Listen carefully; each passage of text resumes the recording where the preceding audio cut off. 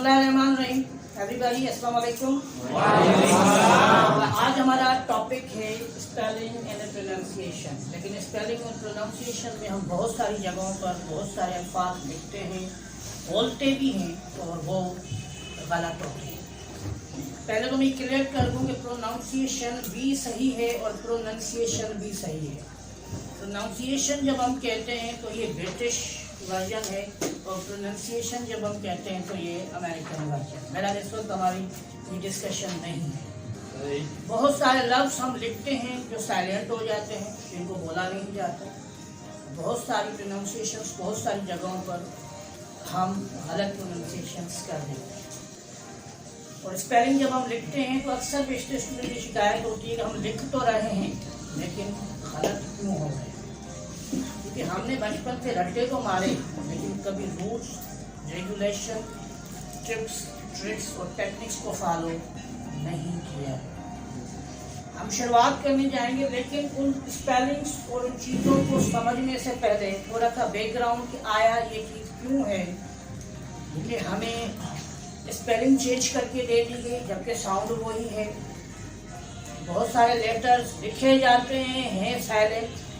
तो उसके दो वर्जन, दो रीजंस मैं आपको दे देता हूँ। पहला देखिए, अगर मैं टू लिखूँ और टू लिखूँ तो सवाल ये आता है कि लिखते वक्त अगर इन तीनों की एक ही स्पेलिंग होती तो हम लोग इसको जस्टिफाई कैसे करते। आया टू तरफ की बात हो रही है, I go to Karachi, it is too long, he has a true address। अब सवाल ये कि अगर एक ही स्पेलिंग रिटन में हो तो स्टूडेंट कहाँ से, कोई भी बंदा कहाँ से जस्टिफाई करेगा कि किसकी बात हो रही है। जो तरफ वाले की बात है, यानी सबकी अगर स्पेलिंग एक ही रख दी जाती तो इसीलिए ये स्पेलिंग अलग अलग कर दी गई। नंबर 1। नंबर 2, बहुत सारी ऐसी स्पेलिंग है ड्यू टू डिफरेंट, ग्रीक से वर्ड आए, लैटिन से वर्ड आए, फ्रेंच से वर्ड आए। तो जाहिर बात है कि हर किसी का प्रोसेस अपना था, लैंग्वेज का वर्जन अपना था, तरीका अपना था। इसीलिए काफ़ी सारे अल्फाज हटा दिए गए, बाद में दोबारा रीपुट कर दिए गए, उसमें शामिल कर दिए गए। जैसे डाउन की स्पेलिंग है, बी साइलेंट है, हटा दी गई थी एक टाइम पे, लेकिन दोबारा कहा कि नहीं, ये फ्रेंच के सारे वर्डों में भी टी से पहले लिखी जाती है, प्रोनाउंस नहीं, दोबारा उसको रीपुट कर दिया गया। तो कहने का मतलब ये है कि बहुत सारी जगहों पर ये चीज़ें मौजूद हैं, लेकिन हमें इनकी मज़ीद बैकग्राउंड में जाने की ज़रूरत नहीं है। हमें स्पेलिंग और प्रोनाउंसिएशन को समझने के लिए कुछ 5, 6, 7 चीज़ें पहले समझनी पड़ेगी। इंग्लिश में टोटल 26 लेटर ज़रूर हैं, लेकिन उसमें डिवीजन कर दी गई जिसमें 5 वॉल हैं। वो वॉल कौन से हैं? ए, ई, आई, ओ और यू। जैसे हम आ, ई, आ, उ और आ से प्रोनाउंस करते हैं। ये बात हमेशा याद रखो और ज़हन में रखो कि जब वॉल साउंड आता है तो मुंह आपका ओपन हो जाता है। उस साउंड में बड़ी गहरी नजर रखना। आप सोच रहे होंगे कि सर बचपन से लेके हमें ये बता दिया गया कि ये वॉल है और ये कंसोनेंट है। सवाल ये नहीं कि मैं आज आपको इतनी बड़ी लेवल पे आके क्यों इस चीज़ को बता रहा हूँ, क्योंकि आगे जाकर जितने भी रूल्स और रेगुलेशंस आने हैं उसमें ये चीज़ आएगी कि अगर वॉल आएगा तो ऐसा होगा, कंसोनेंट आएगा तो ऐसा होगा। अगर जाहिर बात है कि अगर हमें वॉल और कंसोनेंट का पता नहीं होगा तो हम कुछ भी नहीं कर सकते। नेक्स्ट, उसके बाद सेकंड कैटेगरी हमारी क्या है? कंसोनेंट। ये मैं शार्ट में करता हूँ, तकरीबन आपको पता होगा। B, C, D, F, G, H, J, K, L, M, N, P, Q, R, S, T, V, W, X, Y, B. ये सारे हमारे क्या हैं? कंसोनेंट हैं। वेरी नेक्स्ट आई मूव कि पहला जो वॉल है जिसे हम हाफ वॉल कहते हैं या सेमी वॉल कहते हैं, उसको हम वाई कहते हैं। दूसरा डब्ल्यू कहते हैं और तीसरा मैंने आपके लिए लेके आया हूँ एच। ये रिसेंट टाइम में कुछ अमेरिकन राइटर्स ने एच को भी एज अ वॉल कंसीडर किया हुआ है। कैसे है वॉल? वॉल का मतलब ये है कि कोई भी लफ्ज जब इंग्लिश में लिखा जाता है तो बगैर वॉल के वर्ड प्रोड्यूस नहीं होता। उसमें वॉल यानी वॉवल का होना लाजिम है।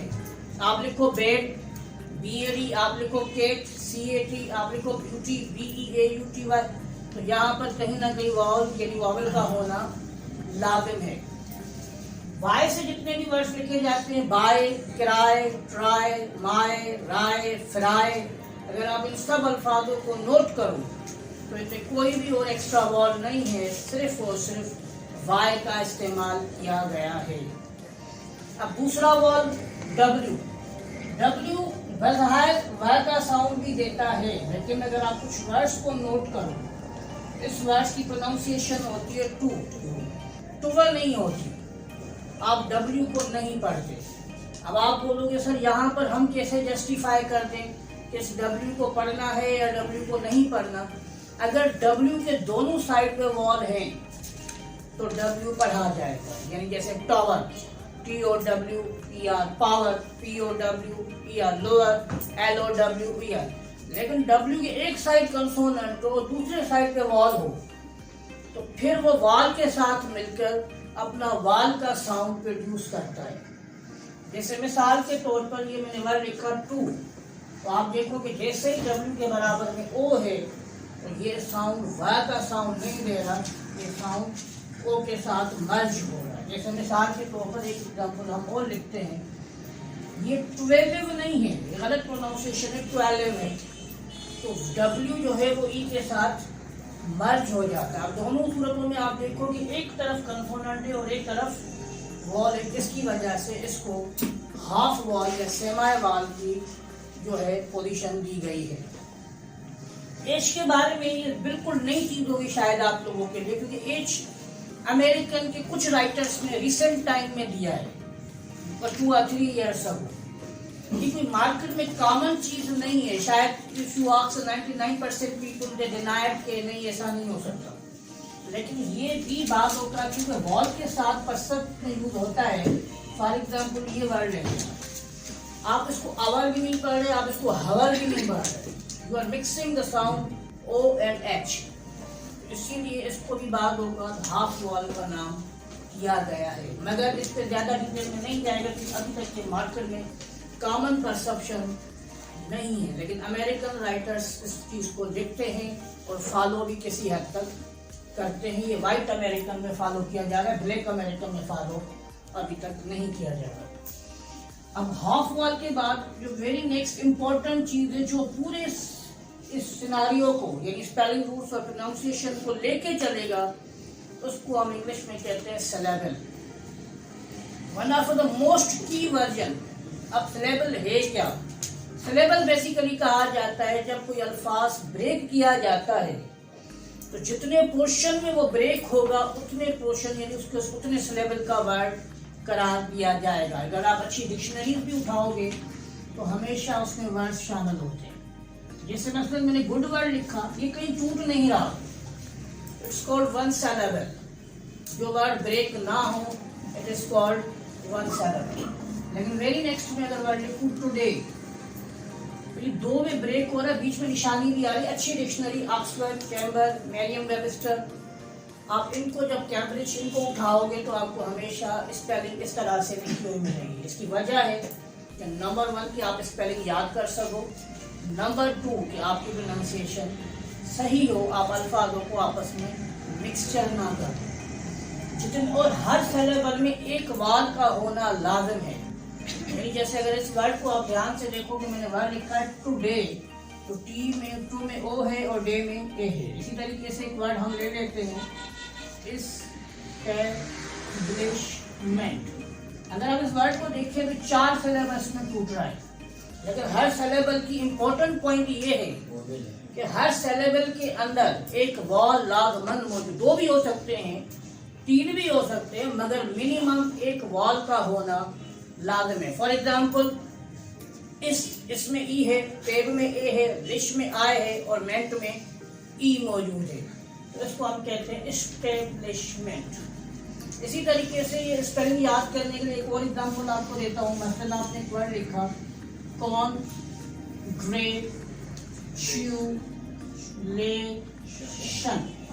अक्सर बेशतर स्पेलिंग लिखी जाती है तो स्पेलिंग भूल जाता है स्टूडेंट। लेकिन अगर आप उसको सिलेबल पोर्शन में ब्रेक करोगे तो आप लोग स्पेलिंग नहीं बोलोगे, आपको स्पेलिंग याद करने में आसानी होगी। एक बड़ी स्पेलिंग का एग्जाम्पल देता हूँ। अक्सर मैं स्टूडेंट से सवाल करता हूँ कि बेटा सुपरिटेंडेंट की स्पेलिंग बता दो। सुपरिटेंडेंट स्पेलिंग में प्रॉब्लम क्या आता है कि हम क्या कर देते हैं कि मिक्सचर कर देते हैं। देखो मैंने लिखा super in ten and then word dent, ये सुपरिटेंडेंट की पूरी कंप्लीट स्पेलिंग है। अगर मैं डायरेक्ट आपको याद करवाऊं तो शायद आप लोगों से याद ना हो, या आप कंफ्यूजन में कोई ना कोई लेटर आगे पीछे कर दें। लेकिन जैसे ही मैंने इसको ब्रेक कर दिया सुपर इन टेन डेट, तो ऑटोमेटिकली यहाँ पर याद होना शुरू हो जाए। तो सेलेबल में वर्ड जितना टूटेगा, ये बात ध्यान में रख लें आप लोग कि तोड़ोगे आगे जाकर रूल आएगा। बहुत सारे रूल्स आएंगे कि अगर 1 सेलेबल है तो ये रूल अप्लाई होगा, 2 सेलेबल है तो ये रूल अप्लाई होगा, अगर 1 सेलेबल में वॉल है तो ये रूल अप्लाई होगा, अगर 1 सेलेबल में कॉन्सोनेंट है तो ये रूल अप्लाई होगा। इसीलिए मैं इसको बेसिक से लेकर चलूँ कि इन रूल्स के बगैर या इन बुनियादी चीज़ों के बगैर आप लोग आगे नेक्स्ट चीज़ें सीख नहीं सकते। Number 1, I repeat again, wall, consonant, half wall और सेलेबल। अब जो नेक्स्ट चीज हम इस पर डिस्कस करेंगे वो है प्रीफिक्स और सफिक्स। अब यहाँ पे एक सवाल आता है स्टूडेंट के ध्यान में, और वो सवाल ये है कि सर प्रीफिक्स सफिक्स क्या है। ये बात याद रखो कि प्रीफिक्स और सफिक्स या आपका रूट वर्ड्स, ये इंग्लिश में एक अहम तरीन पॉइंट है। यानी अगर रूट वर्ड्स, प्रीफिक्स, सफिक्स आपको आ जाएं तो एक स्टूडेंट की वोकैबुलरी जिसकी 3000 वोकैब है या 4000 वोकैब है, तो वो वोकैब 10,000 प्लस में कन्वर्ट हो जाती है। लेकिन इसकी हेडिंग में प्रीफिक्स सफिक्स नहीं लिखूंगा, सबसे पहले अहम हेडिंग इसकी दूंगा, और इस हेडिंग का नाम है अफिक्स। अक्सर बेशतर सवाल किया जाता है कि सर मुझे किसी ने मुझसे पूछा है कि अफिक्स आते हैं, जवाब में स्टूडेंट कह देता है कि मैंने प्रीफिक्स और सफिक्स तो पढ़े, अफिक्स का मुझे नहीं है। दरअसल बात ये अफिक्स एक चीज का नाम है जिसके अंदर 2 कैटेगरी थे।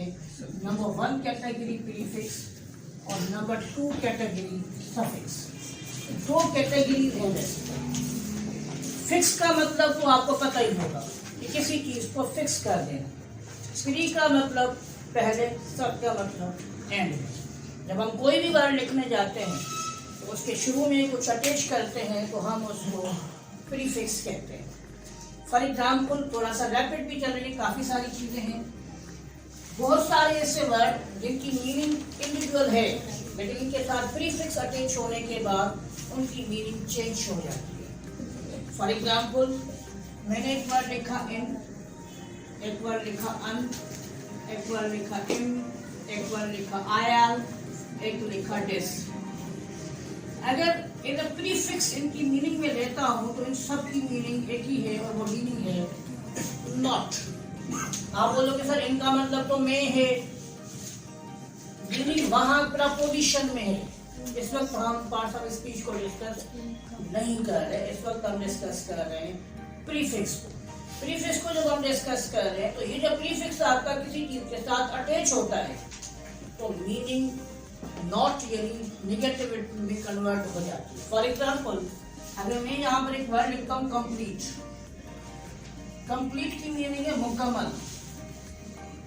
अक्सर मिस्टर स्टूडेंट हमारे यहाँ यूज करता है अनकम्प्लीट। तो ये बात ध्यान में रख लो लाइफ टाइम कि अनकम्प्लीट नाम का कोई वर्ड किसी भी डिक्शनरी में, ऑफिशियल डिक्शनरी में मौजूद नहीं है। ये मेरे जैसे किसी ने लिख दी और डिक्शनरी उसमें दे दिया हो तो वो एक अलग चीज है। ये वर्ड है इनकम्प्लीट। देखो कंप्लीट का मतलब क्या था, मुकम्मल। जब इन लग गया तो वर्ड हो गया इनकम्प्लीट। इसी तरीके से एक्सपीरियंस अनएक्सपीरियंस नहीं होता, इनएक्सपीरियंस। जस्टिस अनजस्टिस नहीं होता, इनजस्टिस।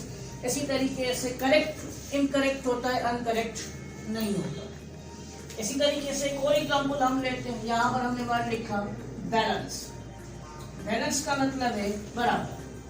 लेकिन बहुत सारी जगहों पर आप देखो कि हम जब ये वर्ड लिखते हैं तो हम ये भी कहते हैं कि ये अनबैलेंस है, तो यानी कि ये बैलेंस नहीं है, यानी मीनिंग कौन सी प्रोड्यूस हो गई, नॉट वर्ड। इसी तरीके से मैंने वहां लिखा मैच्योर, हम कहते हैं वो बंदा मैच्योर है, नहीं वो बंदा इमेच्योर है। तो ये बात भी थोड़ी लाइटली ध्यान में रख लेना कि अन इन ये तो मुख्तलिफ जगहों पर घूम फिर सकते हैं, लेकिन जो वर्ड एम के साथ शुरू होता है वहां पर अगर कभी आप ना का कॉन्सेप्ट लेके जाओगे तो फिर उसमें अन या इन इस्तेमाल नहीं होगा, हमेशा इन का ही इस्तेमाल होगा एम के साथ। Mature, immature, mortar, immortal. इसी तरीके से एक और वर्ड का एग्जाम्पल हम ले लेते हैं, लीगल, और यही सेम फार्मूला इसमें भी अप्लाई होगा।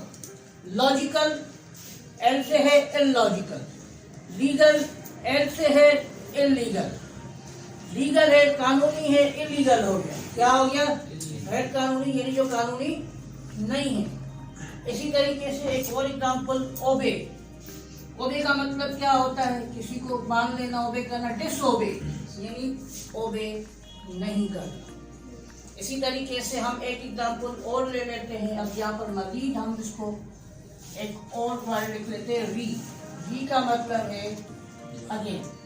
अब अगेन से मुराद ये कि जैसे हम कहते हैं स्टार्ट, भाई कंप्यूटर या मोबाइल को रीस्टार्ट करो, तो हम जब रीस्टार्ट करते हैं तो दोबारा शुरू करो। Fresh, refresh, play, replay, open, reopen. तो आप ऑटोमेटिकली देखोगे, अगर आपको कुछ वर्ड्स पता है और कुछ रूट वर्ड्स की भी बात करता चलूं ताकि आइडिया दे दूं, जैसे रूट वर्ड्स होते हैं पूरे पूरे वर्ड्स, ये तो छोटे छोटे लेटेस्ट टाइप आ रहे हैं ना, जैसे बायो। बायो का मतलब क्या है, लाइफ, जिंदगी। अब जहां पर भी वर्ड बायो अटैच होगा, ये बात अपने जहन में क्लियर कर लो, इसका मतलब ये हुआ कि वहां लाइफ की बात हो रही है। जैसे बायो केमिस्ट्री, यानी जब मैं केमिस्ट्री की बात कर रहा हूँ तो मतलब लाइफ, बायो केमिस्ट्री लगाया, यानी केमिस्ट्री किसमें, जो जिंदगी में इस्तेमाल होती है। इनको हम रूट वर्ड्स कहते हैं, ये बड़ी लंबी एक डिटेल है। दूसरा वर्जन हमारा क्या है, सफिक्स है। अब सफिक्स वो वर्ड होते हैं जो एंड में अटैच किए जाते हैं। मसलन हम रेस वर्ड लिख देते हैं, रेस का मतलब है कम, कम होना या ना होना। जैसे मिसाल के तौर पर वो उम्मीद रखता है, उसपे होप है, लेकिन वो होपलेस बंदा है। वो संभालता है, केयर करता है, लेकिन वो बंदा केयरलेस है। जो वर्ड आखिर में लगते हैं, पूरी लंबे लेक्चर हैं, prefix, suffix, root word, Greek के रूट वर्ड्स, लैटिन, ये पूरी डिटेल है। अक्सर बेशतर लोग जब एमटी टेस्ट में जाते हैं तो इतने सारे पेपर्स उनको थमा दिए जाते हैं कि इनको बैठ के रट्टे मारो, यानी क्रैमिंग करो। तो ये जहन में रख लो वर्ड कि क्रैमिंग भले आप 5000 वर्ड कर लो, गारंटी क्या है कि वर्ड वही आएंगे।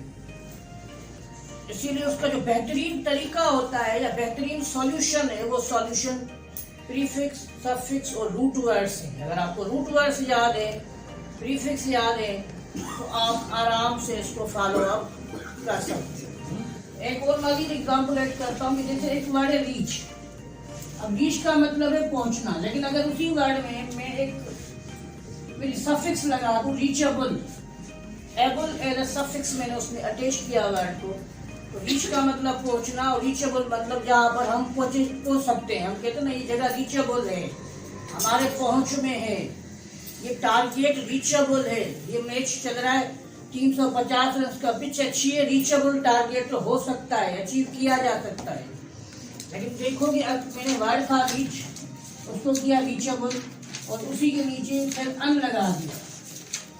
एक ही वर्ड से प्रीफिक्स और सफिक्स का मिक्सचर करते करते मैंने एक ही वर्ड में से 3 वर्ड्स प्रोड्यूस कर दिए, रीच, रीचेबल, अनरीचेबल।